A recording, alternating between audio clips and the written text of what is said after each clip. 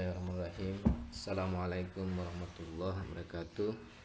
Kita lanjutkan pertemuan kita penalaran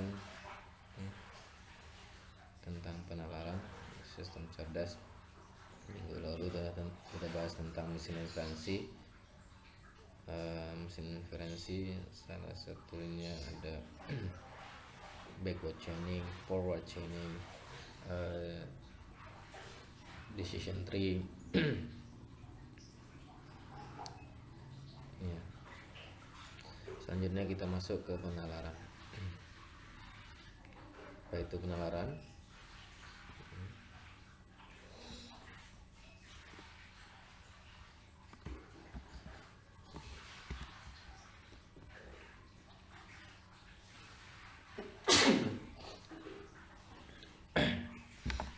Sebelum masuk ke sana kita bahas biasa dalam pertemuan kita 5 menit di awal membaca Quran.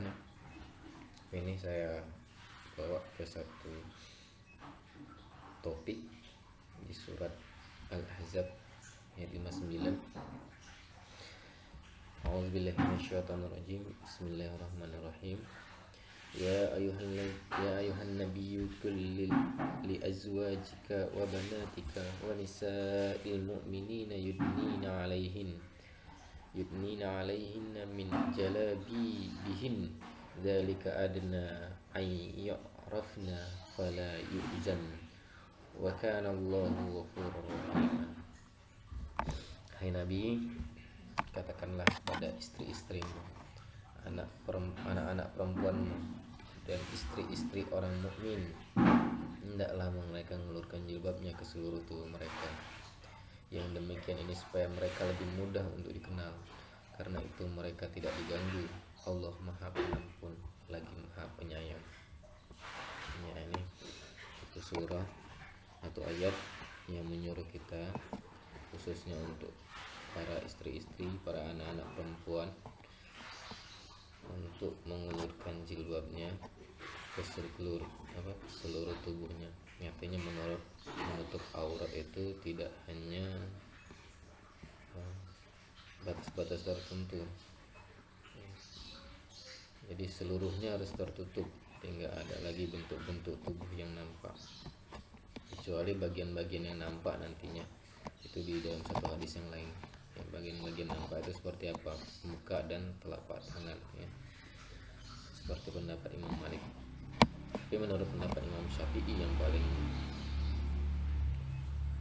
kuat adalah menggunakan cadar, ya. Dan itu yang menurut pendapat pertama adalah mewajibkan penggunaan cadar Imam Syafi'i. Yang kedua, Imam Syafi'i juga di pendapat yang lebih rendahnya lagi, sama seperti Imam Malik, yaitu menggunakan jilbab yang nampak, yang boleh menampakkan wajah dan telapak tangan. Oke, ada satu kisah. Ini kisahnya pernah saya dengar di ceramahnya Buya Yahya kalau nggak salah. Buya Yahya itu seorang ulama, seorang ustadz yang dari mazhab Syafi'i. Ya, kalau misalnya nanti kamu tidak mazhab Syafi'i, boleh kamu compare dengan pendapat yang lain, misalnya Ustadz Hadi Hidayat atau yang senang terkenal Salafi, bahasa lama, ya boleh di-compare mana aja pendapatnya bagus selagi dia merujuk ke sana, merujuk ke Quran dan hadis. Nah, saya mendengar ceramah dari Buya Yahya bahwa ada sahabat yang sedang berkumpul, sedang mendengar tausiah dari Nabi SAW, dan Nabi bertanya, wanita apa menurut kalian yang terbaik? Semua sahabat saling melihat, mereka bingung menentukan kriteria wanita apa yang baik. Nah, sampai akhirnya semuanya pulang, dan itu menjadi tugas untuk dibahas gitu ya, untuk dibahas ke pertemuan berikutnya. Nah, sampai rumah Fatimah nanya pada Ali, "Wahai suamiku, ilmu apa yang telah kau dapat dari Rasulullah SAW?" Ali banyak menceritakan satu pertanyaan, bahwa Nabi menanyakan tipe wanita apa yang terbaik gitu. Maka Fatimah mendekati Ali dan membisikkannya, "Wanita yang baik adalah wanita yang tidak dilihat oleh orang lain, laki-laki lain, dan tidak melihat laki-laki lain." Nah itu. Jadi keesokan harinya ya, Ali pun senang ya. Jadi keesokan harinya dia datang di majelis yang sama dan menyampaikan pada Rasulullah bahwa wanita yang baik adalah wanita yang tidak pernah dilihat atau melihat laki-laki yang bukan mahramnya. Nah, Rasulullah langsung menanya, "Siapa yang memberitahu?" Jadi Rasulullah membenarkan. Artinya kita, kalau Anda sebagai wanita, hendaklah memperhatikan itu, bagaimana supaya kamu ya kalaupun keluar rumah ya, setidaknya dengan mahram atau bergerombol dengan wanita-wanita yang lainnya, bukan bukan bergaul bebas dengan laki-laki, bukan berkelompok dengan laki-laki. Itu sebaik-baik wanita. Berarti kalau yang wanita yang buru-burunya apa? Ya wanita yang tidak mengindahkan itu, dia tetap bergaul dengan laki-laki ya, suka gabung-gabung dengan laki-laki, suka jika dipandang tubuhnya gitu, semakin dipandang tubuhnya seksi, semakin dia menunjukkan semakin senang dia. Nah, ini ciri-ciri. Ya ingat, ini surat Al-Ahzab nih, tentang azab-azab, nanti kamu cari sendiri. Itu sedikit tausiah ya, tentang ya, mengeluarkan jilbab ya, tentang menjaga diri bagi wanita. Oke, wallahu a'lam bishawab. Selanjutnya kita masuk ke penalaran.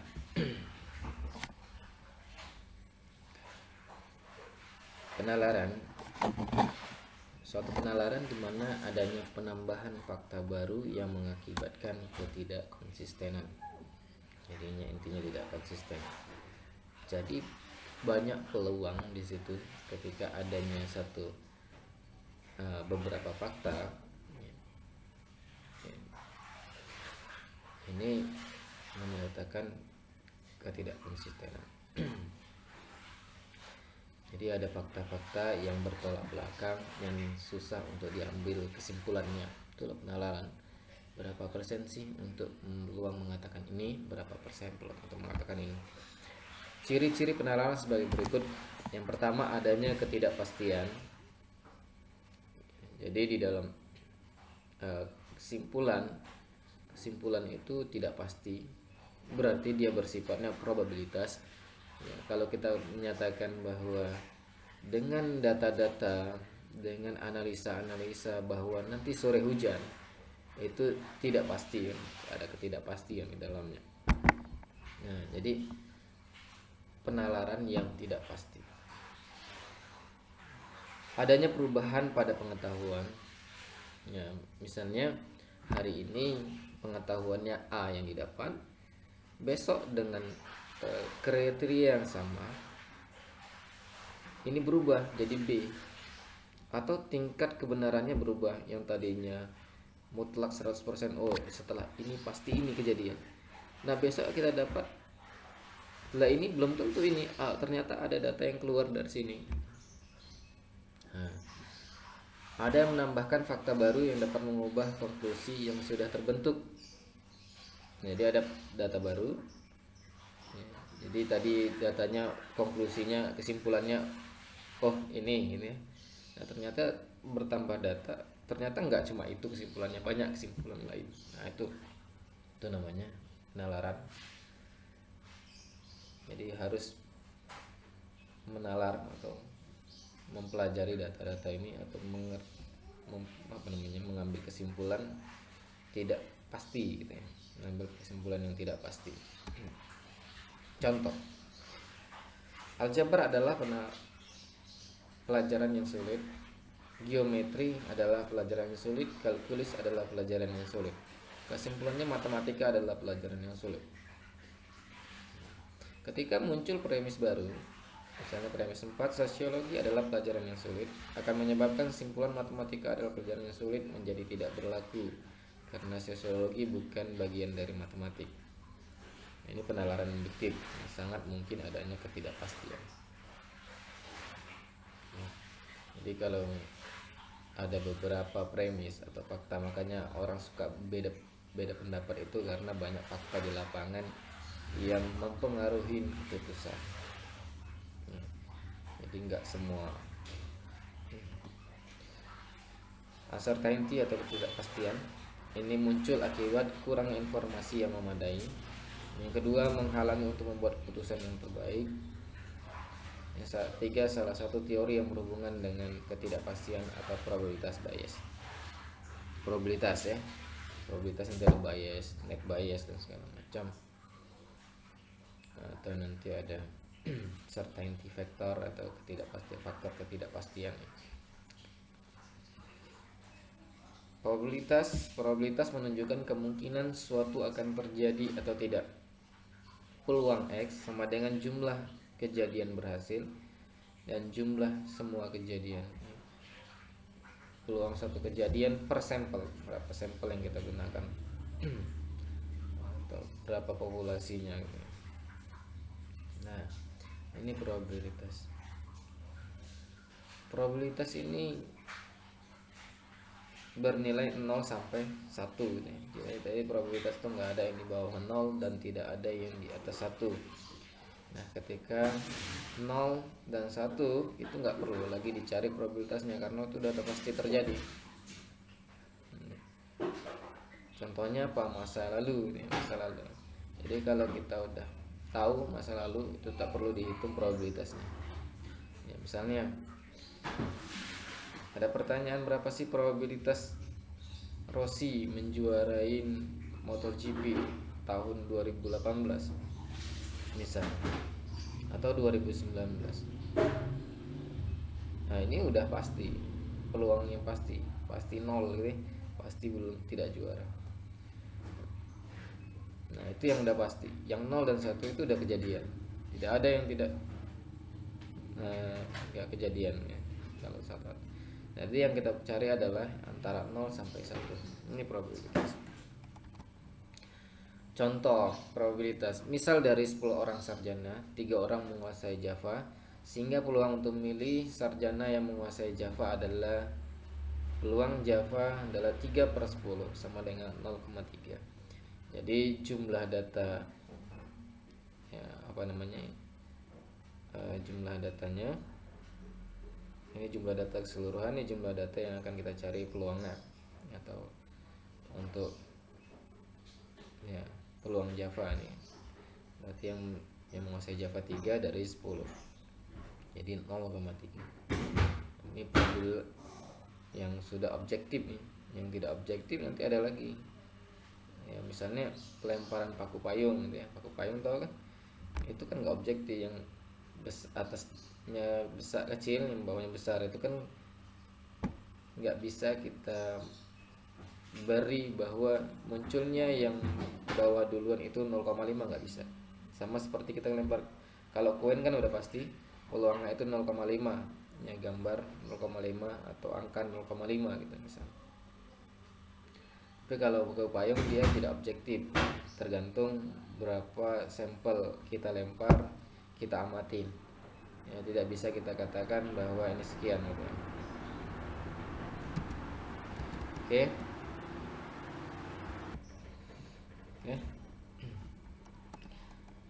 Berikutnya probabilitas Bayes.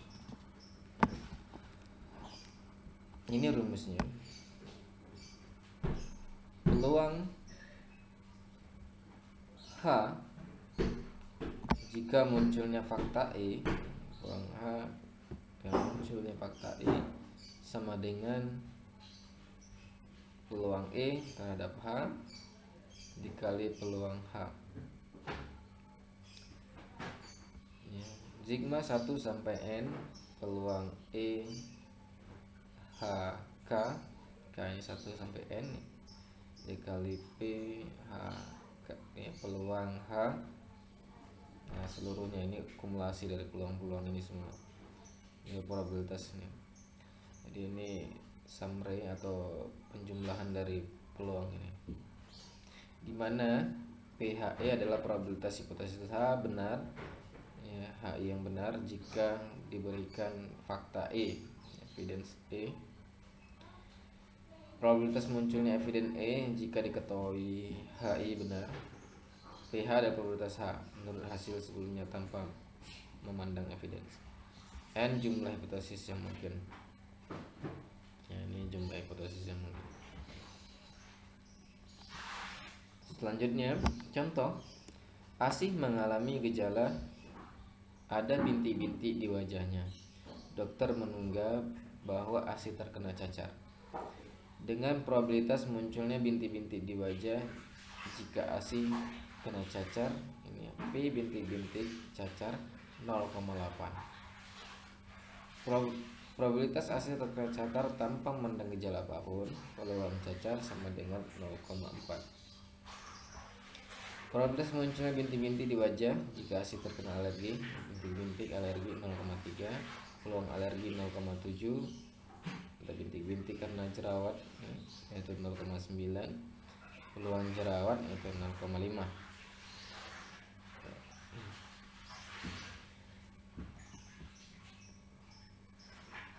Maka dapat kita hitung bahwa probabilitas Asih kena cacar karena ada bintik-bintik di wajahnya, peluang cacar bintik-bintik sama dengan, ya, peluang cacar bintik-bintik dikali peluang cacar, ini dikali semua, ya, cacar terhadap cacar ditambah alergi tambah jerawat, ini tadi pakai sigma jadi keseluruhan.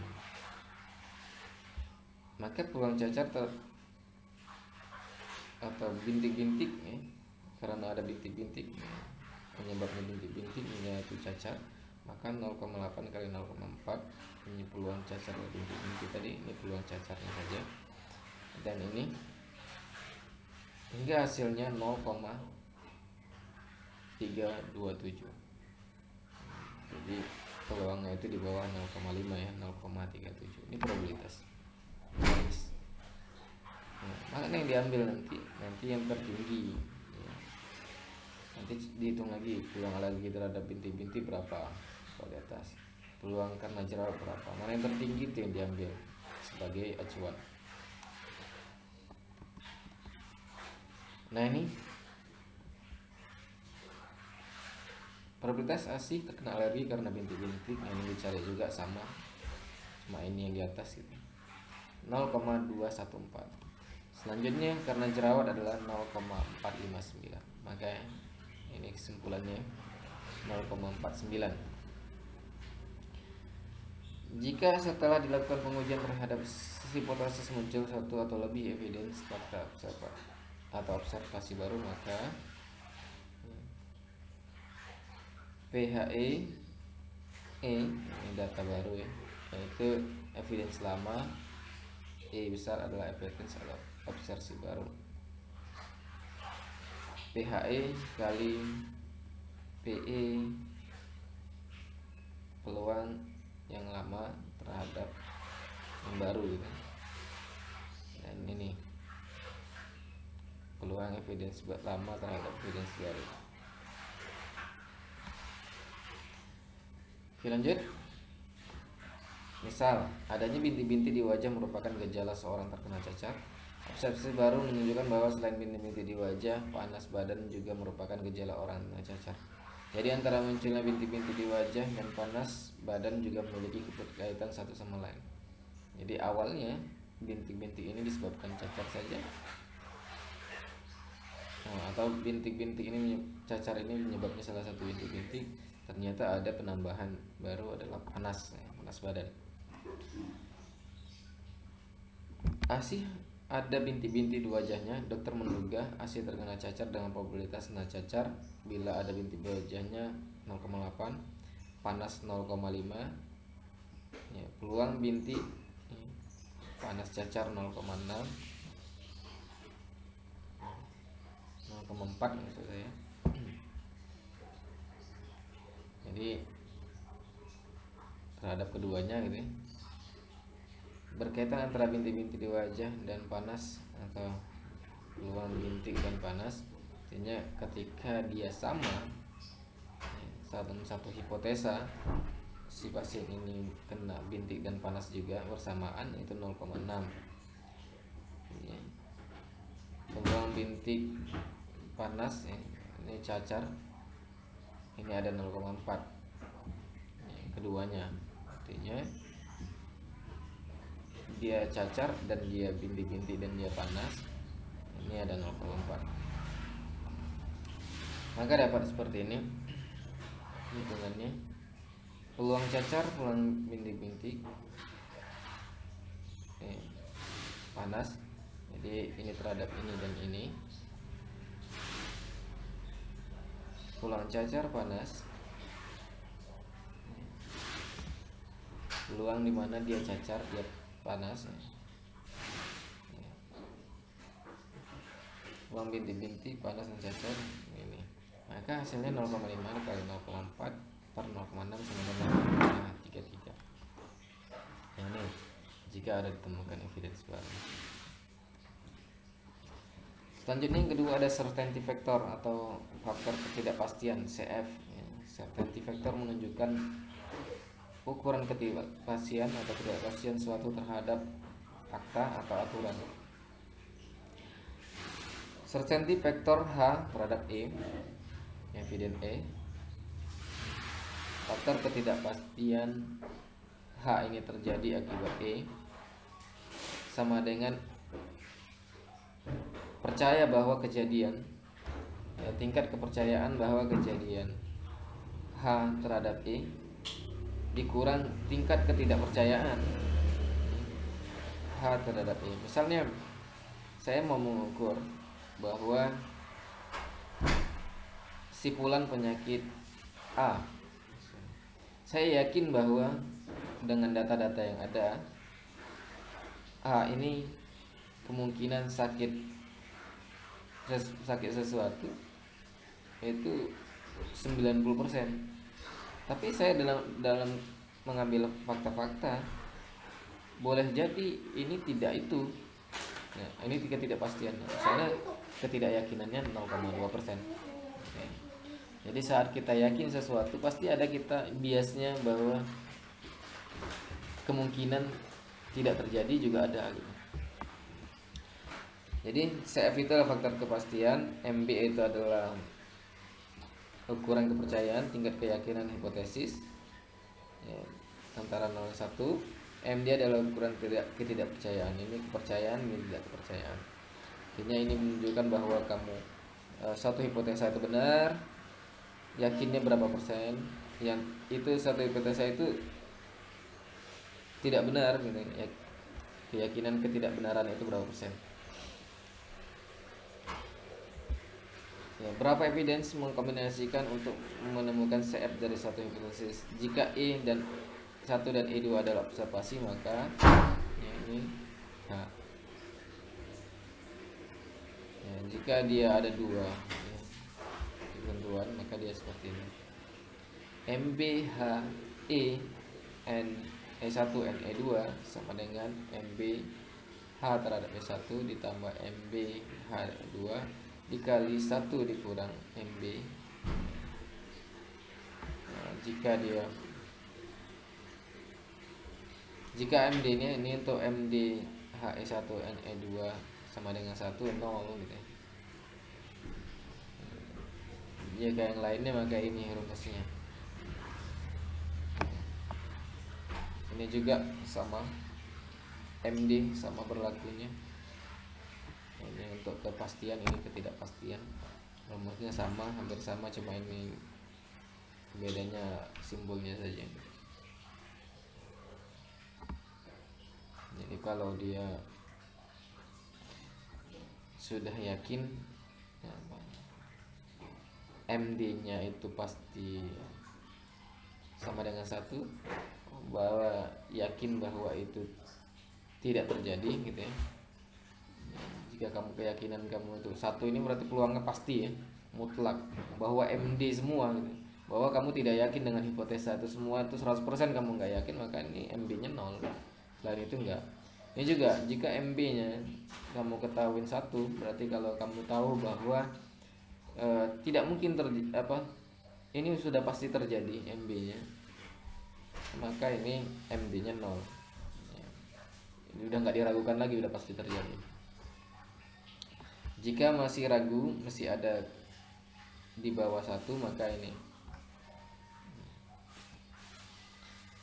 misal satu observasi memberikan kepercayaan terhadap H dengan MB H1 sama dengan 0,3 dan MD H1 sama dengan 0, maka CF certainty factor 0,3 dikurang 0 sama dengan 0,3. Kamu yakin terhadap hipotesa H itu sebanyak 0,3, tapi kamu tidak yakin terhadap H itu 0, maka certainty faktornya adalah 3 kurang 0 sama dengan 0,3, sama dengan ya, ini tetap sama. Jika ada observasi baru yang menyatakan bahwa H itu dipengaruhi oleh E2 sama dengan 0,2 dan MD sama dengan 0, maka MB baru ya, MB yang kita dapatkan adalah dari akumulasi H E1N E2 dengan rumus yang tadi, maka 0,3 ini dari sini, ini H yang dipengaruhi oleh E1 yang lama, ini dipengaruhi oleh E1 yang 2 ditambahkan dikali 1 dikurang 0,3 yang lama, maka 0,4. MD karena sama-sama 0 maka tetap 0, maka CF nya certainty factornya adalah 0,44 dikurang 0 sama dengan 0,44. Nah itu contoh certainty factor atau faktor kepastian. Berapa sih pastinya kejadian satu? Asi menderita bintik-bintik di wajahnya. Dokter memperkirakan Asi terkena cacar dengan kepercayaan MB 0,8 dan MD 0,01. Maka CF cacar bintik-bintik adalah 0,8 dikurang 0,01 maka 0,79 ya, jadi peluangnya itu dikurangi dengan berapa persen sih kamu nggak yakinnya gitu. Jika ada observasi baru bahwa ASI juga panas dengan kepercayaan panas 0,7, MD cacar 0,8, maka rumusnya ini berubah, MD nya kita cari ini 0,7 jadi 0,9, MD nya ini 0,08 sama yang di atas tadi. CF adalah 0,9 dikurang 0,08 sama dengan 0,085.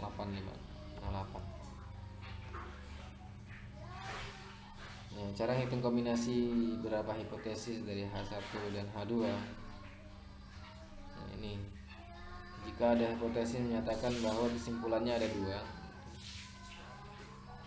ini, maka ada cara menyimpulkannya dengan min atau menggunakan max. Nah, min atau menggunakan max, mana yang diambil? Contoh, misal satu observasi berikan kepercayaan terhadap H1 dengan MB H1E sama dengan 0,5 dan MD H1E 0,2. Maka CF H1E 0,5 dikurang ini ya. Selanjutnya dihitung MB terhadap H2-nya. Ini 0,8 dan 0,1. Nah, ini dikurang. Maka untuk mencari CF H1 H2 maka menggunakan ini MB H1 H2 min min ya, min mana min yang paling kecil dari sini, yang 0,5 ini yang paling kecil dari sini mana 0, maka CF dari keduanya maka 0,5 dikurang 0,1 sama dengan 0,4. Nah ini contohnya. Ini nanti agak diulang-ulang, perhatikan lagi biar supaya lebih paham ya, ini saya yakin paham, mudah sekali. Untuk mencari CF H1 atau H2E diperoleh dengan max ya, kalau N dia dengan min, kalau or atau menggunakan max. Ini hasilnya ya, sama yang tadi, tetap ini cara contohnya itu. Demikian pertemuan kita. Jadi di sini ada dua penalaran, yang pertama dengan probabilitas bias, yang kedua ada certainty factor. Sampai sini pertemuan kita, saya tutup. Assalamualaikum warahmatullahi wabarakatuh.